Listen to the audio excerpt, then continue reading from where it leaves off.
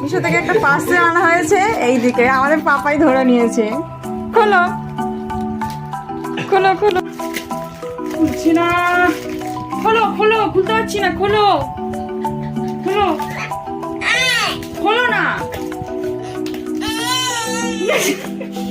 পারছো না? আমি খুলে দেবো, আমি খুলে দেবো। আচ্ছা এই নাও, খুলে গেছে, এবার খোলো। এবার দেখো তো কি আছে, আমাকে ডাকো।